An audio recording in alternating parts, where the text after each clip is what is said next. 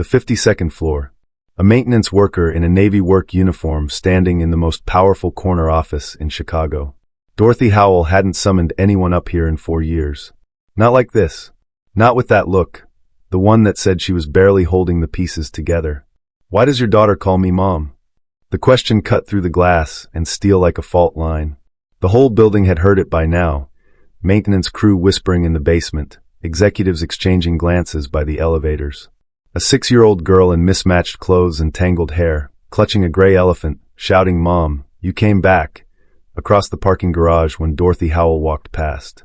George Anthony didn't flinch. He looked at the black woman trembling behind her fortress of a desk, at the pearl earrings catching light, at the glass case holding a preserved stuffed elephant in the corner, and he said the only truth he knew. Because she doesn't know what a mother looks like anymore. She only knows what a mother does. And you did those things, the invisible things nobody else sees.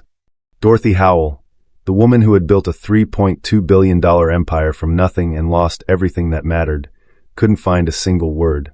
And what came next would shatter them both, but maybe put the pieces back together in a shape that could hold light again. George Anthony had worked the night shift at Howell Financial Tower for 2.5 years now, pushing his cart through marble corridors long after the last analyst had gone home. The job paid $13 an hour, which wasn't much, not after teaching high school English for 8 years, but it came with something a classroom couldn't give him anymore: health insurance and night hours. His supervisor, a pragmatic woman named Rita who'd raised 3 kids alone herself, let George clock in at 7 p.m. and clock out at 3 o'clock in the morning. That schedule meant George could walk Candy to kindergarten at 8:15, volunteer in her classroom until noon, sleep in fractured shifts while she was at school, pick her up at 3 o'clock, and spend the afternoon being the only parent she had left before his shift began. It wasn't perfect. Nothing had been perfect since Elena died. But it was enough to keep them housed in their Rogers Park studio, enough to keep the medical debt collectors at bay, enough to put food that wasn't just ramen on the table. And some nights, that was all George could ask for. The problem was the gaps.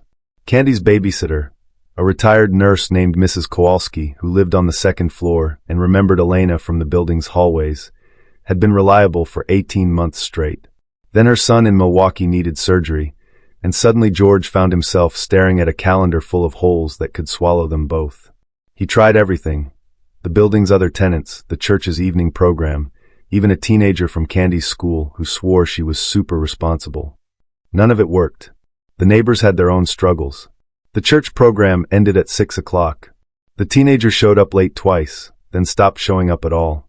So on the nights when there was no one else, George did the only thing he could. He brought his daughter to work.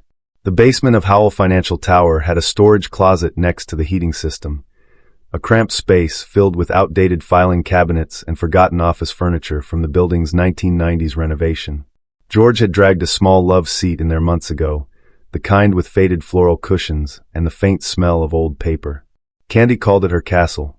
She would curl up with Jumbo, a gray stuffed elephant that had been Elena's childhood companion and was now Candy's most prized possession, its fabric worn so thin in places you could see the stuffing underneath. She would draw pictures with the colored pencils George kept in his work bag, elaborate scenes of elephants in tutus, buildings with wings, mothers who came back, until sleep finally found her. George checked on her every 20 minutes, his heart in his throat each time he unlocked that door. The guilt never left him. A 6-year-old shouldn't spend her nights in a basement while her father emptied trash cans 52 floors above her. But the alternative was worse. The alternative was eviction, was losing the health insurance that covered Candy's asthma inhaler, was the kind of poverty Elena had fought so hard to escape when she'd put herself through nursing school while pregnant. Candy never complained. That was the thing that broke George most. She treated those nights like expeditions, whispering to Jumbo about the adventure they were having, asking George if the boiler room was where dragons lived, carefully arranging her drawings in a folder she'd labeled "My Castle Art Museum" in wobbly first-grade handwriting. She had her mother's ability to turn something painful into something bearable. And she had her mother's eyes too, brown and bright, and filled with a hope that shouldn't exist in a child who colored pictures in basements while other kids slept in beds with night lights and parents who didn't have to choose between being present and keeping the lights on. Hello everyone, before we begin today's story, I have a small favor to ask. Please hit subscribe and turn on the notification bell so you never get to miss our channel new stories. It is quick, free, and best way to support us in bringing more interesting stories. Your support means the world to us and motivate us to create more good stories. Tell us where you are watching from, your country, city, so we can know how far our stories goes. Thank you. Let's begin the story. George Anthony had perfected the art of being invisible. It was a survival skill honed over 4 years of pushing a maintenance cart through Howell Financial Tower, while men in suits talked through him like he was furniture. At 11:47 p.m. on a Tuesday in March, he stood in the third-floor men's room replacing paper towels and listening to 2 executives debate whether to short the tech sector, their conversation flowing around him as if he didn't have ears, didn't have a brain that once taught AP history to rooms full of teenagers who actually listened. The invisibility didn't bother him anymore. What bothered him was 52 floors below, in a maintenance closet that smelled like industrial cleaner and old cardboard, where his 6-year-old daughter slept on folded moving blankets. Candy's regular babysitter, Mrs. Chun, had left for San Francisco 3 days ago. Family emergency, the kind that didn't come with return dates. George had burned through his backup options by Monday night. The professional daycare centers wanted $200 a week he didn't have. The teenager down the hall from their Rogers Park studio had promised to help, then stopped answering texts. The church program ended at 6, which was when his shift started and also when the rent got paid. So Tuesday night, George had done what poverty always demanded. He'd made an impossible choice and pretended it was a plan. The maintenance closet had become Candy's castle.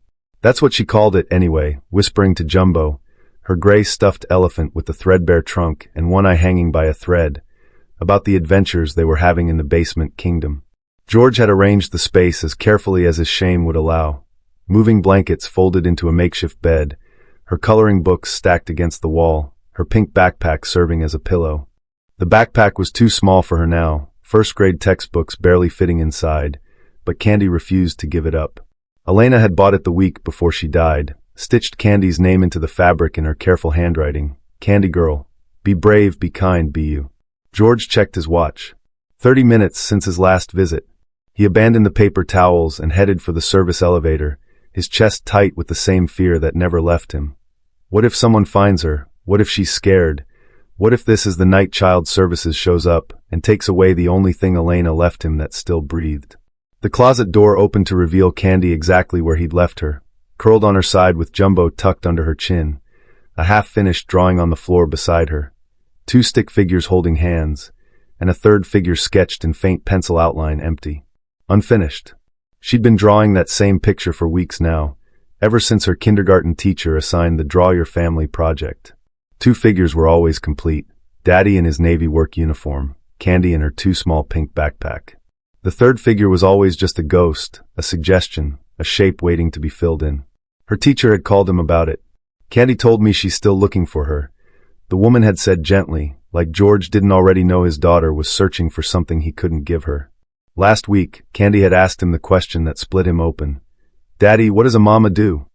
George had sat on the edge of her makeshift bed in their studio apartment, the one with the radiator that clanged all night and the neighbor who played music too loud, and he'd given her the only answer he knew. Elena's own words from the night Candy was born.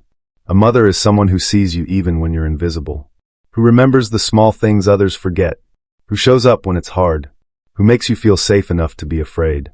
Candy had nodded seriously, processing this like a checklist, and George had watched her begin testing every adult woman she encountered. Does the librarian remember my name? Does Miss Chin notice when I'm sad? Does the crossing guard show up even in the rain? Nobody had passed the test. Not until last Thursday night, when Dorothy Howell walked through the parking garage at 9:30 p.m. and did something no executive had ever done.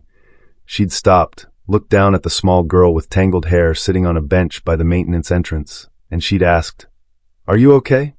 Dorothy Howell had built an empire on the principle that if you moved fast enough, grief couldn't catch you. At 10:23 p.m. on a Tuesday in March, she sat at her glass desk on the 52nd floor of the building her mother had once cleaned, reviewing acquisition reports while the city sprawled beneath her in a grid of lights that never asked questions. Forbes had called her a visionary twice. Fortune had profiled her as the first black woman to lead a major investment firm in Chicago. The Wall Street Journal had quoted her origin story so many times she could recite it in her sleep. My mama cleaned these floors so I could own them. What they didn't know was that Dorothy hadn't left this building in any meaningful way for 4 years. She slept on the leather couch against the wall, showered in the executive gym on the 51st floor, and existed in a 50-square-foot loop of her own design, desk to couch to bathroom and back again. Her office was a study in controlled minimalism. Floor-to-ceiling windows framing Chicago's skyline, furniture in whites and grays and steel, nothing warm, nothing soft, nothing that could remind her she was human. Except for one thing. On the credenza behind her desk sat a glass display case containing a small gray stuffed elephant, its fabric worn thin, one ear slightly torn. A brass nameplate beneath read, Maya Howell, 2016 to 2020, age 6. The board had asked her to remove it, gently at first. Perhaps a photo would be more appropriate for a professional setting, and then more directly when clients started asking questions. Dorothy's response had been the same each time. This is my office. Maya stays. She didn't tell them that the elephant was all she had left of the last moment, the one she replayed every night at 2:47 a.m. when sleep finally failed her completely. Maya at school, asthma attack coming fast, nanny calling while Dorothy sat in a board meeting presenting a $400 million acquisition. Phone buzzing once, twice, 3 times. Dorothy silencing it without looking because this presentation determined the company's future, because she'd worked 6 months on this deal, because she was 3 minutes from closing and Maya had attacks before and always been fine. Except Maya wasn't fine. By the time Dorothy listened to the voicemail, Nanny's voice cracking, I called 911. Her lips are turning blue. Where are you? Her daughter was already gone. By the time Dorothy reached the hospital, her heels clicking against linoleum in the same rhythm as the flatline sound she'd hear forever, Maya was a small shape under a white sheet, still clutching the gray elephant, still wearing the pink backpack Dorothy had kissed that morning when she'd said, Mommy has an important meeting, but I'll see you tonight. The inhaler had been in Dorothy's purse. She'd grabbed it that morning from the bathroom counter, fully intending to put it in Maya's backpack, and then the phone had rung with a crisis from Tokyo, and she'd forgotten. Just forgotten. The pink inhaler with Maya's name written in Sharpie, and used, while her daughter's lungs closed and Dorothy talked about profit margins. That was 4 years ago. Dorothy hadn't cried since the funeral. Hadn't smiled, hadn't laughed, hadn't allowed herself any emotion beyond what the board called professional warmth. The building staff had nicknamed her the Ice Queen. Some of the analysts called her the Glacier. She knew because she still had access to the company's Slack channels where people assumed executives didn't read their messages. She didn't care about the names. The strategy was working. If you didn't feel, you couldn't hurt. If you didn't connect, you couldn't lose. If you built monuments tall enough, you could hide behind them. The board disagreed. Last month they'd suggested therapy. Last week they'd floated the idea of a sabbatical. Yesterday the lead investor had said, very carefully, Dorothy, your numbers are extraordinary, but clients are asking for someone more accessible. Someone they can relate to. Dorothy had responded with data. Her portfolio had grown 340% in 4 years.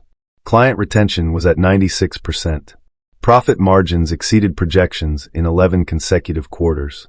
My numbers speak louder than my smile, she'd said, and watched them retreat behind uncomfortable coughs. But late at night, when the reports blurred and the city lights started to look like stars Maya used to wish on, Dorothy knew they were right. She hadn't built a legacy to her daughter's life. She'd built a monument to her death. And Maya's last question, asked at age 6 while Dorothy packed her briefcase for a weekend conference, still echoed, Don't you want to play with me? Dorothy had been running from that question for 4 years. Dorothy Howell left her office at 11 p.m. on a Thursday in March, which was early for her, and took the elevator down to the parking garage feeling nothing in particular. The fluorescent lights hummed their usual mechanical lullaby. Her heels clicked against concrete. Everything was exactly as it always was until she turned the corner toward her reserved spot and saw the small figure sitting against a concrete pillar. A child, maybe 6 years old. Tangled brown hair, mismatched clothes, clutching a worn gray elephant, surrounded by coloring books under the harsh lights. Dorothy stopped 30 feet away, frozen. The child looked up. Hi, do you work here too? Dorothy couldn't answer. Every small movement, the way the girl tucked hair behind her ear, the slight tilt of her head, the expectant waiting for response, was Maya. Maya at 5. Maya at 6. Maya asking questions Dorothy had been too busy to answer. She walked to her car without speaking, hands shaking as she unlocked the door. In the rearview mirror, a small hand waving. Dorothy drove up 3 levels, parked in the darkness near the stairwell, and sat for 20 minutes crying silently into her steering wheel. The first tears in 4 years came without sound, without relief, just wet proof that something inside her hadn't completely died. The next night, Dorothy stayed late specifically to leave at 11:30. She took the stairs instead of the elevator, telling herself she needed the exercise, knowing she was lying. The parking garage appeared exactly as before. Harsh lights, concrete pillars, and one small figure coloring in the same spot. Candy looked up. "You're back. Are you looking for your car again?" Dorothy stopped this time, 20 feet away. First words in 4 years to a child. "No. I remembered where I parked." "That's good." Candy returned to her coloring book. "My daddy forgets sometimes when he's tired." Dorothy sat in her car for 15 minutes, engine off, watching the small figure work under lights that turned her hair gold at the edges. "This is inappropriate," she thought. "This child should be home. And then quieter, so should I."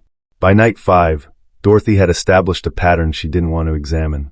11:30 p.m. exactly. Walk through the parking garage.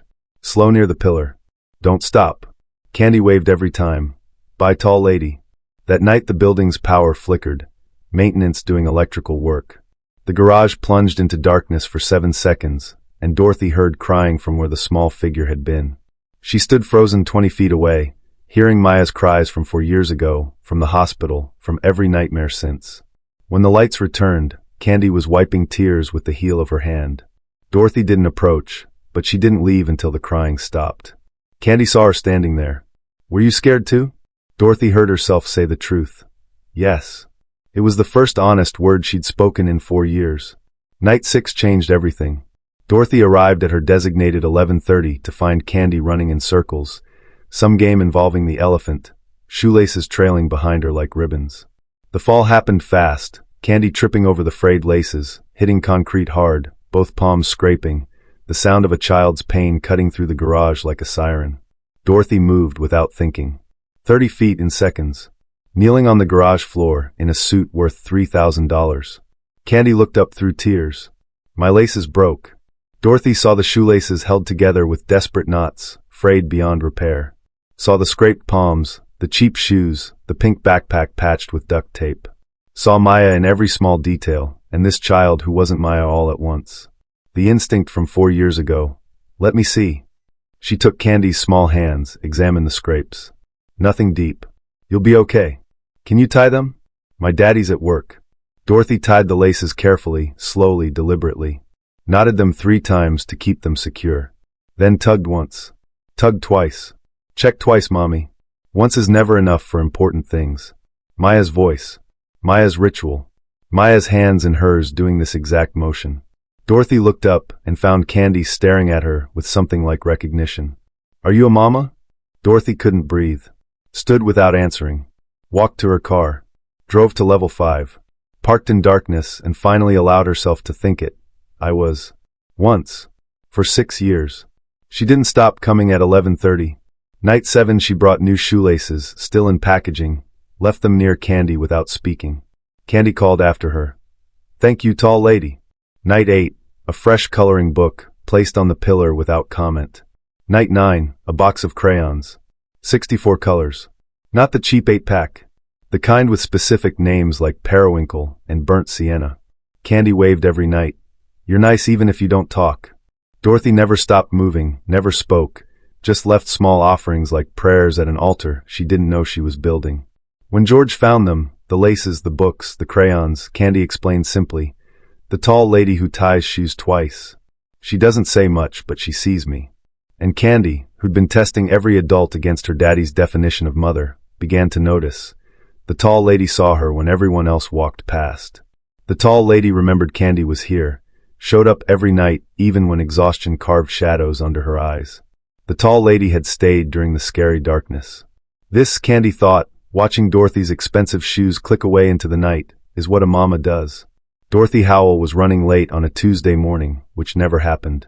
She was always first in the office, always at her desk by 7 a.m., always 3 steps ahead of everyone else. But she'd slept through her alarm.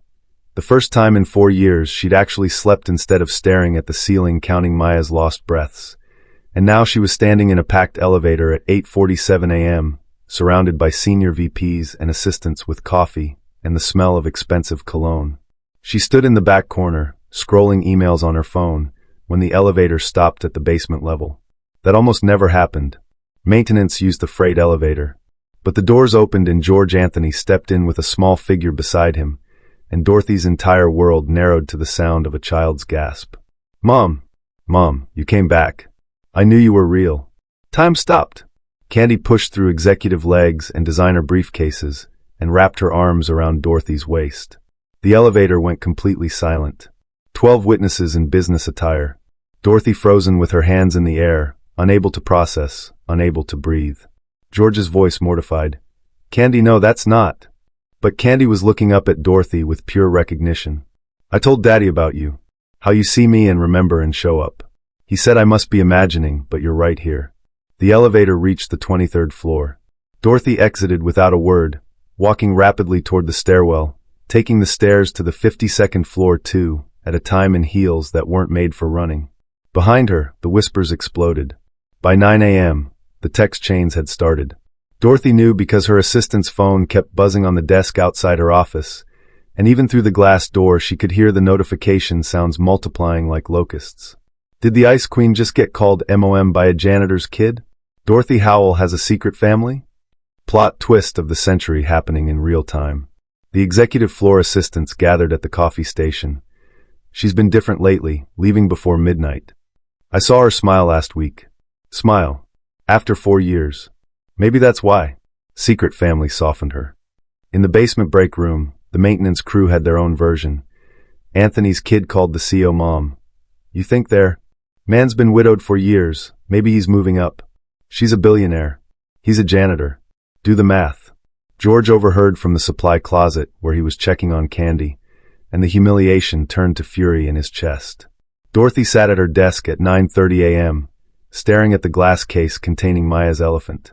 She couldn't focus on emails, couldn't return calls, couldn't process the reports her team needed approved. She kept hearing Candy's voice. Mom, you came back. The recognition that terrified her most. Candy wasn't confused. She meant it. HR knocked at 9:45. Ma'am, there's talk. About the elevator incident. Should we release a statement? Dorothy looked up slowly. About what? The child who called you mom. People are speculating about your relationship with. HR consulted her tablet. George Anthony.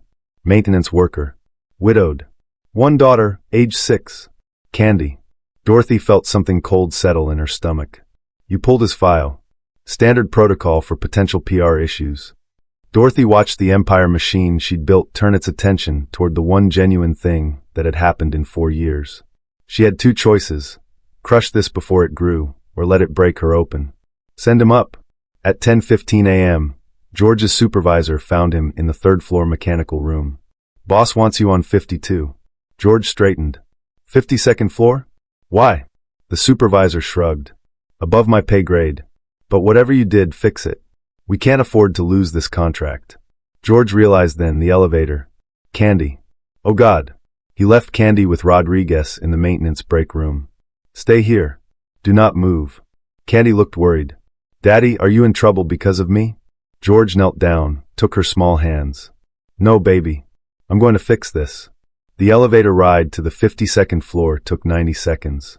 George counted every one, his heart pounding, trying to figure out what he'd say to the woman who'd shown his daughter more kindness in 3 weeks than most people showed in a lifetime, and who was about to fire him for bringing a child into her building. The elevator doors opened to glass and steel, and a view of Chicago that people like him only saw in magazines. And Dorothy Howell standing in the center of it all, looking like she was barely holding the pieces together. George had never been above the 15th floor in 3 years of working at Howell Financial Tower. The 52nd floor reception area had white marble floors, fresh orchids on the desk, and an assistant who looked at his navy uniform with barely concealed judgment. Ms. Howell is expecting you. She gestured toward the glass doors. Don't touch anything. George thought, I clean toilets nicer than this waiting room. Dorothy's office was floor-to-ceiling windows framing Chicago's skyline, glass and steel, and the kind of wealth that didn't announce itself because it didn't have to. Dorothy stood behind her desk, and the visual contrast was so stark it felt deliberate. Empire versus invisibility, power versus exhaustion, someone who owned the building versus someone who mopped its floors. Long silence. Finally, sit down, Mr. Anthony. George remained standing. I'd rather not. I'm sure this won't take long. Dorothy's voice was controlled fury wrapped in ice. Your daughter called me Mom. In front of 12 witnesses. I need you to explain why.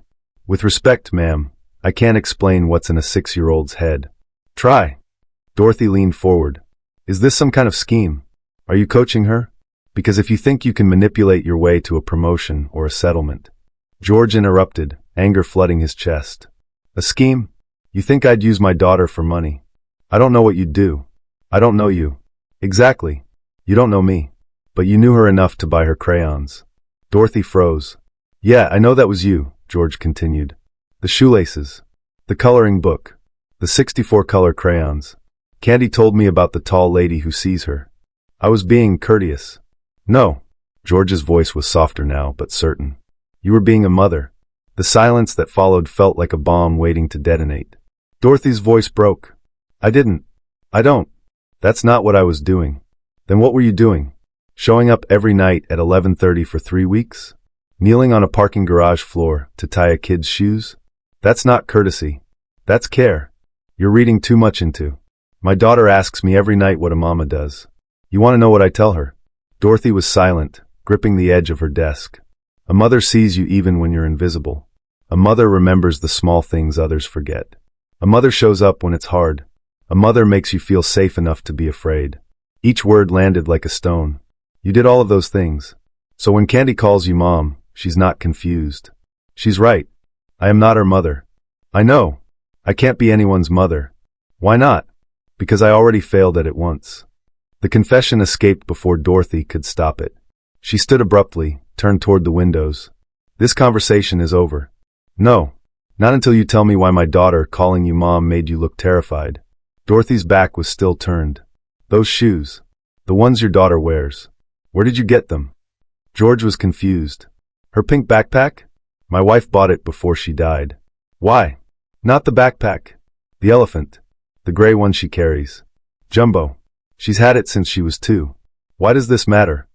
Dorothy walked to the glass case on her credenza, opened it for the first time in 4 years, and removed an identical gray elephant. She turned to face George, holding it like evidence. My daughter had one just like it. Called hers Jumbo too. She was holding it when she died. George saw her face, then really saw it. Jesus. I'm so sorry.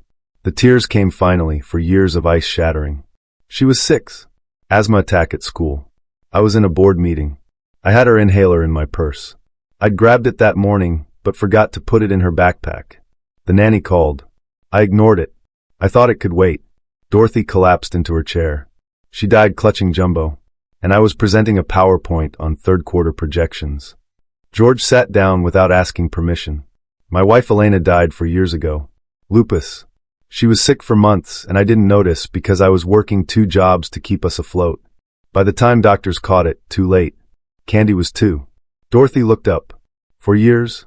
4 years. Same as you. The recognition passed between them. Both parents, both carrying guilt, both children roughly the same age, both lost to medical emergencies neither could prevent. How do you live with it? Dorothy whispered. Some days I don't. Some days I cry in the maintenance closet before Candy wakes up. But I get up anyway because she needs me. I built all of this to prove I deserved to be her mother. But I couldn't save her. I left teaching to afford her medical care. But I got there too late. They sat in the silence of shared wounds. Why did she call me Mom in that elevator? George pulled a folded paper from his pocket. Because you passed her test. She's been checking every adult against the definition. You're the first one who qualified. He handed her Candy's drawing. 3 figures, man in work uniform, small girl with elephant, tall woman in green suit. Dorothy stared at the 3rd figure. She drew you smiling, George said. I don't smile. I haven't smiled in 4 years. That's what I thought too. Then I watched you tie her shoes that night. You smiled. Maybe you didn't feel it. But she saw it. Dorothy's voice broke. How did she see something I couldn't feel? Kids don't understand masks. They just see through them. What do you want from me? Nothing. I came here expecting to get fired. You won't be fired. Then what happens? I don't know. Long silence. Dorothy spoke quietly. I don't know how to be around children anymore. I've spent 4 years building walls to make sure I never feel this way again. I spent 4 years trying to be enough for Candy when I know I'm not. I don't know how to do this either. Then why are you still here? Because she needs me to try, even when I fail. Dorothy looked at the drawing again. I'd like to see her. Properly. Not running away. George took the risk. She has a music program Thursday night. 6 p.m. at PS 47 on Halstead. She's playing Triangle. It's probably terrible. But she asked if you'd come. She asked for me? Every single day since the elevator. Is that going to come? Dorothy almost laughed through tears. Dot. Says Dorothy is too long and Mom makes you scared. So Dot. George stood, left the drawing on her desk. At the door he turned. Thank you for not letting me fire you. You never actually tried. Dorothy's voice was small. No.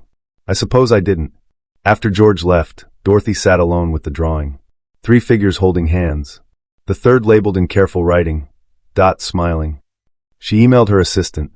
Clear my Thursday evening. Personal matter. And for the first time in 4 years whispered to the empty office. I don't know if I deserve this. But maybe that's not the point. Dorothy stood in her office at 5:47 p.m. on Thursday, staring at 2 options laid across her couch. The emerald power suit she'd worn to board meetings for 4 years, or jeans and a white blouse she'd bought 3 years ago and never worn. Her assistant knocked. Ma'am, the car is ready for your personal appointment. Cancel the car. I'm driving myself. The assistant's shock was visible. Dorothy hadn't driven herself anywhere in years. Are you sure? No, but I'm going anyway. She changed into the jeans, added a cardigan, caught her reflection in the window glass. I look human, she whispered to herself. Maya would laugh.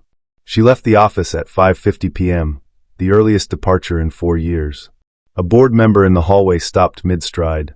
Dorothy, are you feeling all right? I have somewhere to be. She walked past without explanation. Dorothy pulled into the PS 47 parking lot at 6:15 p.m., 15 minutes late because she'd sat in her car 2 blocks away for 20 minutes, paralyzed by fear. The lot was full of minivans and pickup trucks and used Hondas. Her black Mercedes stood out like a monument. Through the auditorium window, she could see George sitting alone in the back row, and something about his aloneness steadied her. The auditorium was folding chairs and fluorescent lights and construction paper decorations. Dorothy entered quietly, scanning for seats. George spotted her, and his face transformed, disbelief shifting to relief, shifting to gratitude. He gestured to the empty seat beside him. Dorothy walked down the aisle, every step feeling like exposure. Other parents glanced up. She sat next to George. You came, he whispered. I said I would. People say a lot of things. I'm not people. George smiled. No, you're Dot. 25 6-year-olds filed onto the stage in mismatched clothing. Candy stood near the back holding her triangle, focused entirely on her instrument, not yet seeing the audience. The teacher announced they'd be performing Twinkle Twinkle Little Star and The Wheels on the Bus. The music started, a delightful disaster of missed notes and wrong timing. Candy played her triangle with fierce concentration, one clear ting every 4 beats. George leaned close. She practices at home with a spoon and pot. Dorothy whispered back, that's dedication. That's survival. The apartment walls are thin. Dorothy surprised herself by laughing, a quiet sound, rusty from disuse, but real. George looked at her. That's the first time I've heard you laugh. That's the first time I've done it in 4 years. The song ended. Children bowing. Candy scanned the audience, found George, waved. Then she saw Dorothy beside him. Candy's face went through shock and joy and certainty in rapid succession.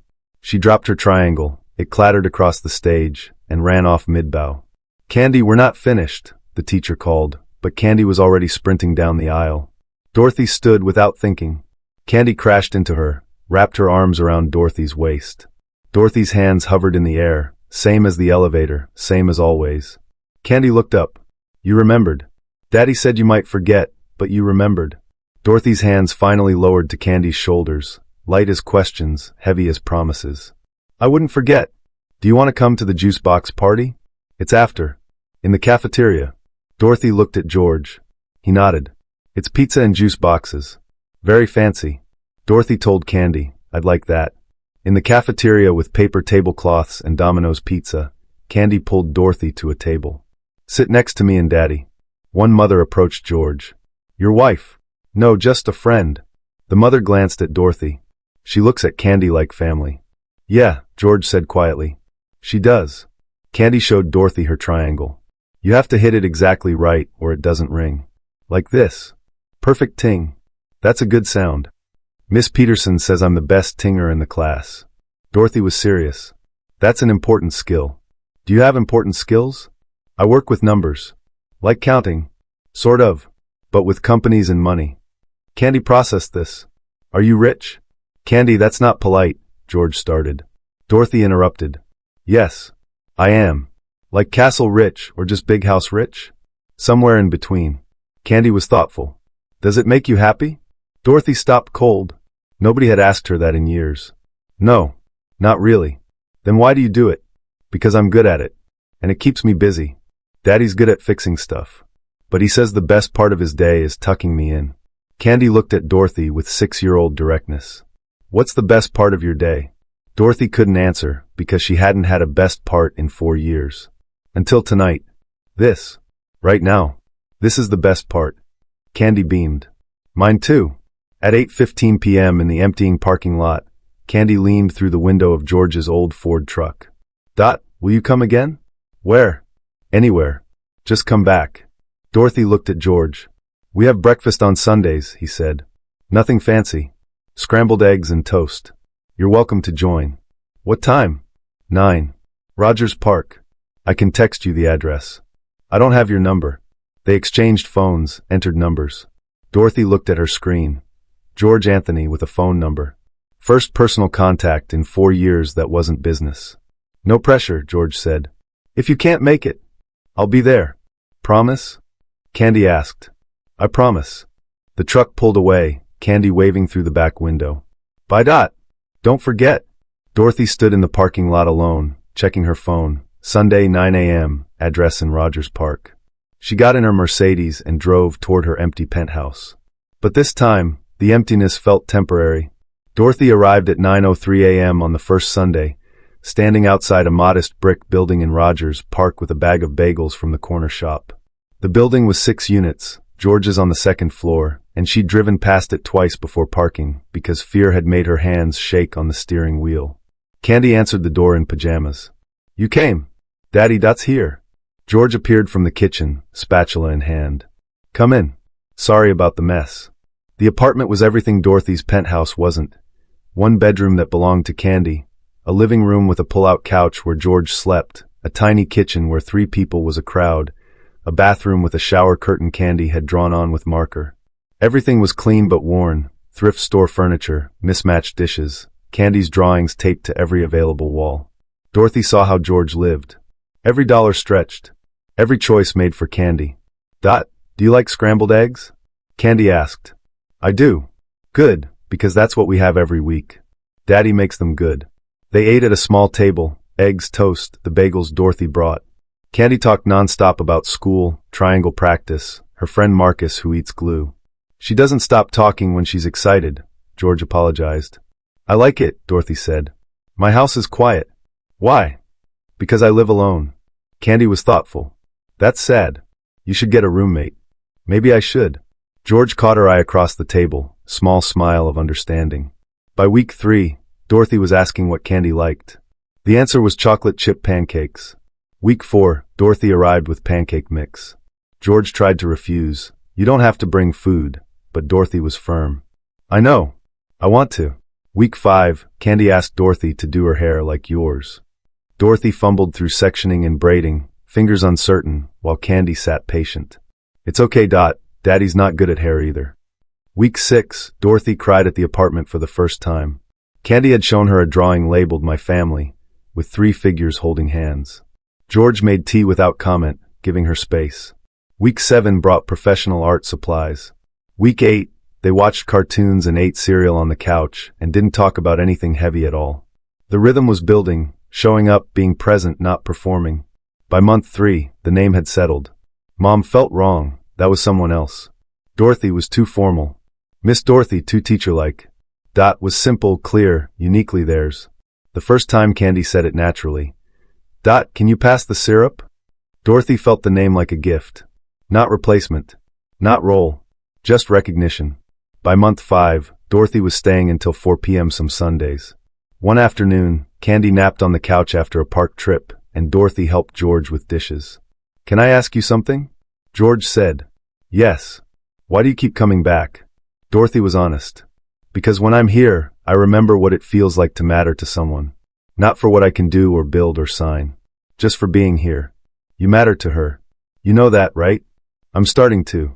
You matter to me too. As Candy's, whatever you are. Friend. Family. I don't have words for it.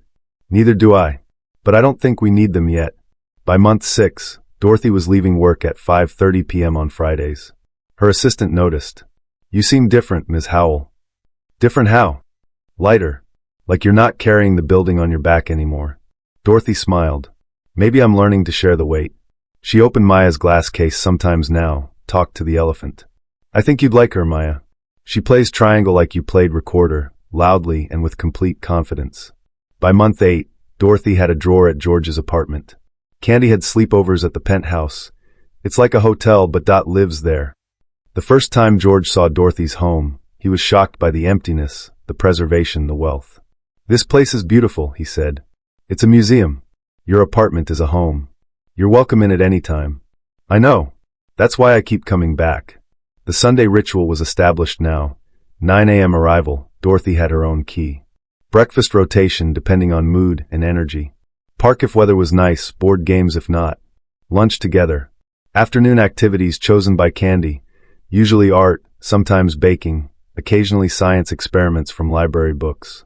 Dorothy left around 3 or 4 p.m. Candy always asked, "Same time next week?" Dorothy always answered, "Same time next week." The promise that had once terrified her now felt like an anchor. And for the first time in 4 years, Dorothy understood the difference between building monuments and building moments. One lasted forever in glass and steel. The other lasted forever in a little girl who called her Dot and believed she'd hung the moon. Dorothy arrived at 8:30 a.m. on Candy's 7th birthday early, carrying a wrapped present. Candy answered the door in pajamas and a birthday crown George had made from cardboard and glitter. They ate chocolate chip pancakes, Candy's favorite, and when it was time to open presents, Dorothy handed over the wrapped box. Inside were light-up sneakers in pink and purple. "Can you help me put them on?" Candy asked. "Of course." Dorothy knelt on the living room floor. The old pink backpack had been retired to a memory box George made with Elena's photos. Dorothy tied the new sneakers carefully, deliberately. First shoe knotted 3 times. Then the second. Candy watched her. "Dot, why do you always tie my shoes twice?" Dorothy stopped, hand on the laces, memory flooding back. Maya asking the same question at age 5. "Someone taught me once that once is never enough for important things. You check twice to make sure. You tie twice to make sure it holds." "Who taught you?" "My daughter. Her name was Maya." Candy processed this. "Like my mama Elena?" "Yes. Like your mama." "Where is she?" "She died. 4 years ago. She was 6 years old." "That's sad." "Yes. Very sad." "Do you miss her?" "Every single day." "Does it stop hurting?" Dorothy spoke the truth. "No. But it hurts differently. Less like breaking and more like remembering." Candy hugged Dorothy's neck. "I'm glad you're here, even though you're sad sometimes." "I'm glad I'm here too." Dorothy tied the second shoe, tugged twice, whispered, "For important things, Maya. For important things." A week later, Candy brought home a school assignment, family portrait. 3 figures under a yellow sun, holding hands. Left, man in work clothes labeled Dad. Middle, girl with light-up shoes and elephant labeled Me 7 now. Right, woman in green suit with curly hair unlabeled. At the bottom, in Candy's careful writing, Not Mom. Dot. Which is realer? Dorothy saw it when she arrived Sunday. Candy asked, "Do you like it?" Dorothy couldn't speak. "Is it wrong? I didn't know what to call you. Mom didn't feel right, because that's someone else. But you're not nothing. So I just put your name. Is that okay?" Dorothy knelt to Candy's level. "Can you explain realer?" Candy was thoughtful. "Mom is someone I don't remember much. She's in pictures and stories. You're here. I can touch you and talk to you, and you remember my triangle and my favorite pancake shape, Mickey Mouse, and you tie my shoes twice. So you're realer because you're not pretend or memory. You're actual. You're saying I'm real? You're real. Dot. Not fake, Mom. Real. Dot is better. Why is it better? Because you're not trying to be someone else. You're just you. And I like you. Dorothy pressed the drawing to her chest, half laughing, half sobbing. Did I make you sad? No, sweetheart. You made me the opposite of sad. You made me feel seen. Like you do for me? Exactly like that. Candy studied her. Dot, can I ask you something? Anything. Are you going to keep coming? Do you want me to? Every week forever. Then I'll come every week forever. Promise twice? Because once is never enough for important things. Dorothy's voice broke. I promise. Twice. I'll show up every Sunday as long as you want me here. Candy nodded, satisfied. Okay. That's good then. She returned to her coloring like this wasn't the most important conversation of Dorothy's year. Later, when Candy was playing in her room, George spoke quietly. She's right, you know. About what? You're not trying to be someone you're not. You're just showing up as yourself. That's more than most people manage. I'm not her mother. No. You're Dot. Which is exactly who she needs you to be. I don't know how to do this long term. Neither do I. But maybe that's okay. Maybe we just keep showing up and figure it out as we go. What if I fail? What if I disappoint her? You will. At some point. So will I. That's being human. But showing up anyway, that's what matters. Dorothy asked quietly, Is that what Elena would want? George said it out loud for the first time. Elena would want Candy to have every bit of love available in the world. She wouldn't care what it looked like or what we called it. She'd just want Candy to know she's cherished. Maya would want the same thing. She'd tell me to stop hiding in my office and go live big enough for both of us. So maybe we honor them by doing exactly that. Living big enough? For all of us. The ones here and the ones we carry. Same time next Sunday? Same time next Sunday. That evening, Dorothy drove toward her penthouse with the drawing on the passenger seat. At a red light, she examined the words again. Not Mom. Dot. Which is realer. For 4 years she'd been building monuments. The office, the empire, the glass case. But this drawing of 3 people holding hands under a sun was the only thing she'd built that felt like legacy. She entered the penthouse for the first time in months. Everything was preserved, empty, waiting. She stood in Maya's doorway and spoke to the room. I met a little girl. Her name is Candy. She plays triangle and asks questions you would have asked. She calls me Dot. She thinks I'm real. Dorothy stepped inside for the first time in years, sat on Maya's bed. I'm going to start living here again. Not because I'm forgetting you, but because you'd be mad if I kept turning our home into a museum. You always wanted this place filled with noise and people and life.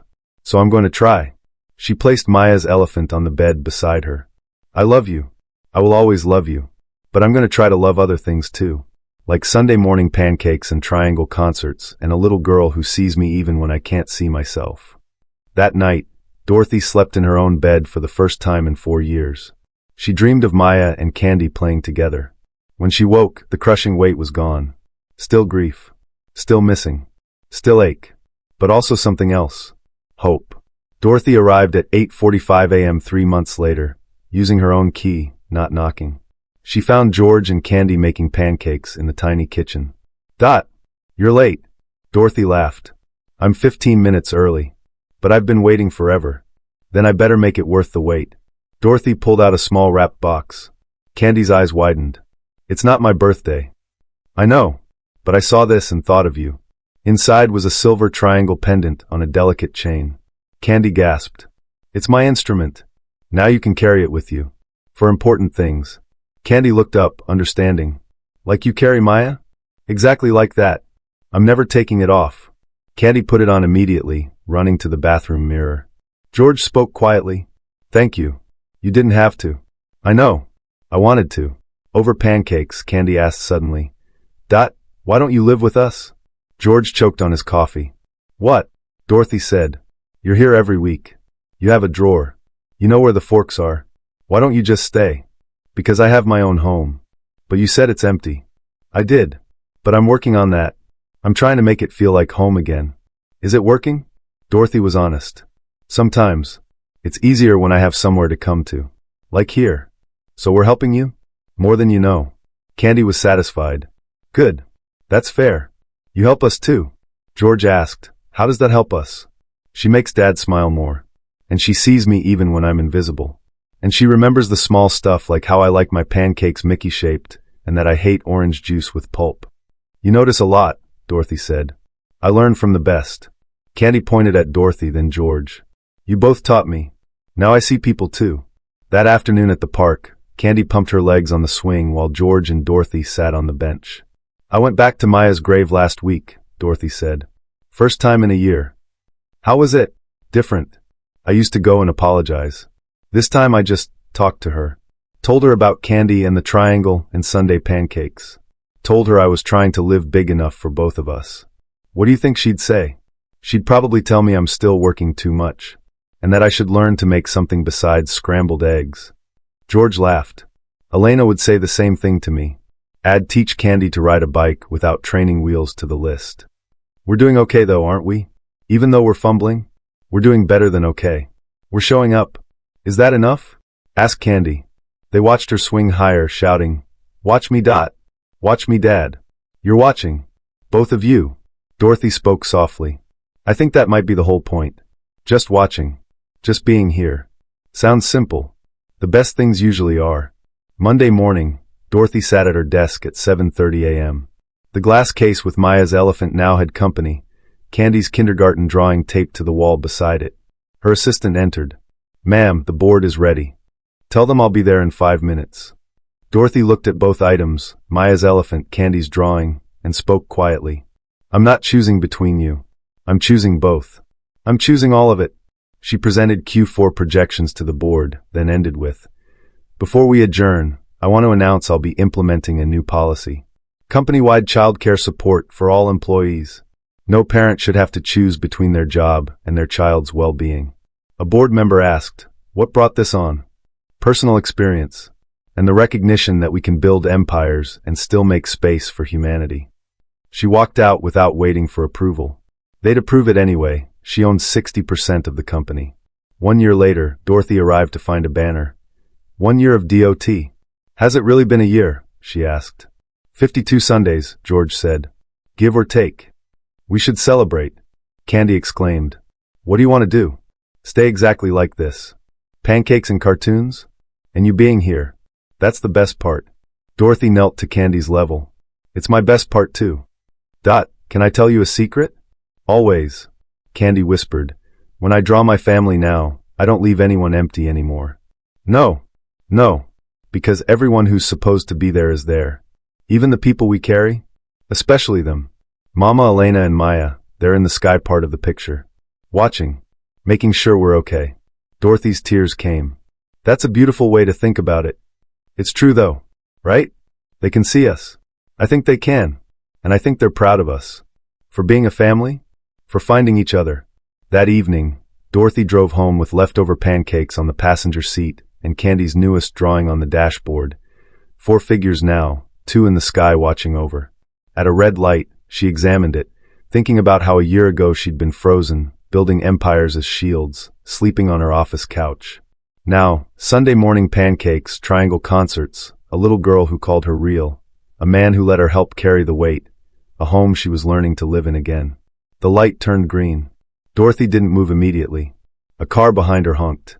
She waved an apology and drove forward, smiling. At her penthouse, she made tea and settled on the couch. Her phone buzzed, text from George. "Candy wants to know if you're free next Saturday. She has a soccer game. Says you're good luck." "What time?" 10 a.m. "But only if you want. No pressure." "I'll be there." "What position does she play?" "Honestly, she mostly spins in circles in the outfield. But she's enthusiastic." Dorothy laughed, texting back. "Perfect. I'll bring snacks." "You don't have to." "I know. I want to." Later, Dorothy sat alone with her tea, city lights through the windows, Candy's drawing on the coffee table. She set her alarm for 6 a.m. for tomorrow's board meeting, then added a reminder. Leave office by 5:30 for Candy's soccer game prep. She used to measure her life in billions and acquisitions and hours worked. Now she measured it in pancakes and triangle concerts and promises kept. Both existed. She could be both. The tears came, they always did around this time, but with them a smile. She passed Maya's photo in the hallway on her way to bed. 6 years old, gap-toothed smile, holding Jumbo. Dorothy touched the frame. "I'm living big enough, baby. For both of us. I promise." Her last thought before sleep. Same time next Sunday. Not a question anymore. A promise.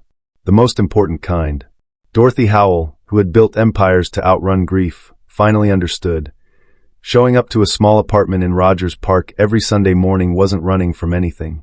It was running toward everything that mattered. And the best part, she didn't have to run alone anymore. Because once was never enough for important things. And Candy and George and these Sundays, these were the most important things of all. So much effort was put into the making of this video. Please support us by hitting the subscribe button, like and share. See you on the next one.